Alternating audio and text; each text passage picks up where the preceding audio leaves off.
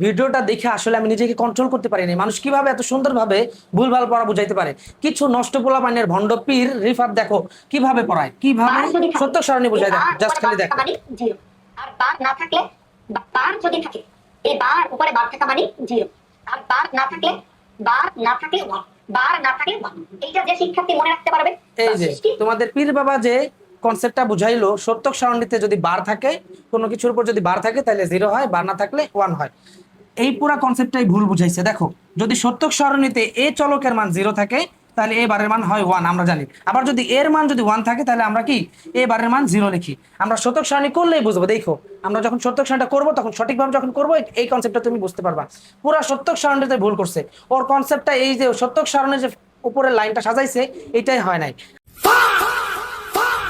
ভাইয়া এটা কিন্তু সম্পূর্ণ একটা শর্টকাট। হ্যাঁ দেখো শর্টকাটটা কি, আমি তোমাকে যে জিনিসটা কিন্তু বলছি যে উপরে যদি বার থাকে তাহলে জিরো, আর তোমার হচ্ছে কিন্তু না থাকলে ওয়ান। এখন এটার একটা বিস্তারিত কাহিনী আছে, এটা আমি তোমাদের একটু পরে কিন্তু দেখাচ্ছি, তবে এটা জাস্ট শর্টকাট, তুমি একটু মাথায় রেখো। হ্যাঁ যেমন তুমি চিন্তা করো এ বার বি, এখন এ বার মানে কি জিরো, তাহলে জিরো, আর বি মানে কি, মানে এটা হইবে কিন্তু ওয়ান, তাহলে জিরো ওয়ান কই আছে এইখানে, তাহলে এখানে তুমি একটা ওয়ান দিবা, শর্টকাট। আমি আবারও বলতেছি।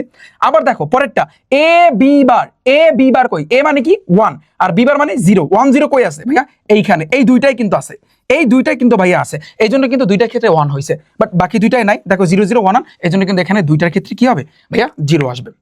আমি বুঝতে পারছি, আশা করছি পুরো কনসেপ্টটা ক্লিয়ার। এখন তোমরা বলবা যে ভাইয়া জিনিসটা কিভাবে আসলো। আমি আবারও বলতেছি, এটা কিন্তু ভাই তোমাদেরকে শর্টকাট দেখাচ্ছি। দেখো এটা কিভাবে আসতেছে আমি তোমাদের বলতেছি। আবার অনেকে দেখবা না যে এটা একটা ক্লিপ সেরা দেবে না যে রিফাত কি পড়ায়, হইতে পারে এটা। হ্যাঁ এখন দেখো এ বি, আমরা দুইটা চলকের ক্ষেত্রে আমরা একটু চিন্তা করি যে ভাইয়া 0 1 0 1, হ্যাঁ তারপর দুইটা জিরো দুইটা ওয়ান, তাই না? এখন আমরা এবার আমি কি বলছিলাম, এখন অনেকে বলবে যে ভাই উপরে বার থাকলে জিরো, না থাকলে ওয়ান, এটা শর্টকাট।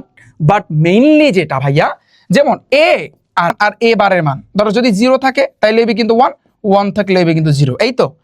আর এখন এই জিনিসটাই আমরা এখানে বসাবো। যেমন দেখো এবার মানে কি ভাইয়া, জিরোর বার করলে অন আসবে, আবার দেখো জিরোর বার করলে ওয়ান আসবে, অনডে বার করলে জিরো আসবে, অনডে বার করলে জিরো আসবে। আবার বি বার মানে কি, জিরোর বার করলে ওয়ান, অনডে বার করলে জিরো, জিরোর বার করলে ওয়ান, অনডে বার করলে কিন্তু জিরো, এই তো। তারপর এ বার বি, দুইটা কিন্তু পরস্পর গুণ অবস্থায় আছে, তাহলে এ বারের সাথে তুমি কি করবা, এই দুইটা গুণ করবা। হ্যাঁ তাহলে জিরোর সাথে ওয়ান গুণ করলে ভাইয়া জিরো, একের সাথে এক গুণ করলে এক, জিরোর লাগে জিরো, একের সাথে জিরো গুণ করলে জানোই তুমি জিরো। আবার এ বি বা, তার মানে এটার সাথে এখন এটা তুমি গুণ করবা, জিরোর সাথে ওয়ান গুণ করলে জিরো, জিরোর সাথে জিরো এইটা, তারপর অনের সাথে ওয়ান গুণ করলে ওয়ান, আবার অনের সাথে জিরো গুণ করলে ভাইয়া তোমার জিরো। এখন তুমি ফাইনালি এই দুইটাকে যোগ করে দিবা। যেমন জিরো লাগে জিরো যোগ করলে জিরো, একের লাগে জিরো যোগ করলে এক, একের লাগে জিরো যোগ করলে এক, জিরো লাগে জিরো যোগ করলে zero, zero one one zero হয়েছে, জিরো ওয়ান ওয়ান জিরো হয়েছে। অনেকেই দেখবা এই ক্লিপটা নিয়ে সাইরা ঠান্ডা মাথায় বলবে যে রিফাত এখানে ভুল পড়াইছে, ও পারি না কিছু। তুমি দেখো এটা হবে। তো এই জন্য আমি তোমাদের এই জিনিসটা দেখাইলাম। সামনে কিন্তু আরো একটা আছে, সেটা আমি তোমাদেরকে শর্টকাট, এটা হচ্ছে কিন্তু ভাইয়া সম্পূর্ণ একটা শর্টকাট। ওকে তো আশা করছি ক্লিয়ার। তোমার ভিতর প্রশ্ন জাগে যে ভাইয়া তাহলে যদি এভাবে থাকতো, বুঝলা গেছে কি কইতাছে, বুঝলা গেছে, কিন্তু উত্তর মুখস্থ। কোথায় ওয়ান আছে, বিটা মানে জিরো, এই জিরো কোথায় আছে এখানে, এই এবির ভিতরে ওয়ান আর জিরো, তাহলে এখানে ওয়ান, বাস বাকি দুটো জিরো, শেষ। বুঝছো? এই ধরনের পীর বাবার ক্লাস বয়কট করো, আর সব ক্লাস বয়কট করো, আর কোনো ক্লাস দেখার দরকার নেই। আরো অনেক অনেক ভালো টিচার আছে, তাদের ক্লাস করো।